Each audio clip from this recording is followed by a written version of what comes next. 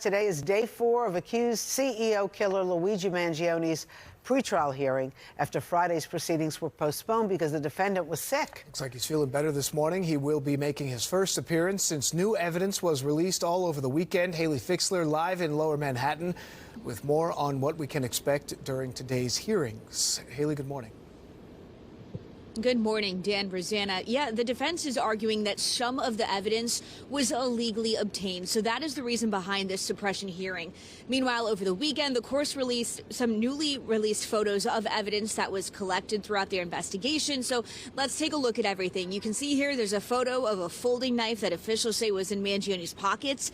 There's also a Greyhound bus ticket in the name of Sam Dawson. Investigators say that is one of Mangione's aliases. We also got a glimpse of what appears to be a handwritten to-do list with the words survival kit on the bottom corner. The list also includes words like Best Buy, USB, and digital cam, and they're all crossed out. Now, there's also some photos of clothing that investigators say Mangione wore at the time that they believe he shot and killed United Healthcare CEO Brian Thompson over a year ago in Midtown. Here's what a criminal defense attorney says about all of this. Does this mean that this was his equipment used to make a killing? It doesn't seem like it, but perhaps there's a theory that the prosecution isn't sharing yet, which is likely, of why it's important. He was masked and he disappeared. It took a few days to find him.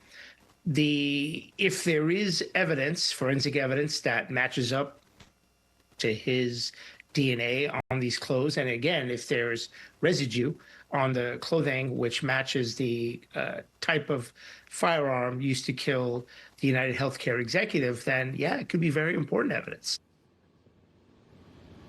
So today, the defense is going to continue to argue their point that some pieces of evidence initially obtained after Mangione's arrest was done so unlawfully. They say that law enforcement officers did not have a warrant to search his backpack, so they believe that evidence should not be used in trial.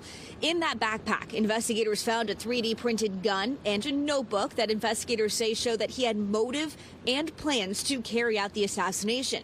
Mangione's legal team also claims that he was not read his Miranda rights until about 20 minutes after police came up to him. So they want everything he said before that point to be thrown out. Now, court is set to start at 9:30 this morning. And again, it's important to remember this is just for the state case. A federal judge is going to listen to arguments and then decide whether or not this evidence can be used in the federal case on January 9th. Live in Lower Manhattan, Rosanna, back to you. Hayley, thank you so much for that report this morning.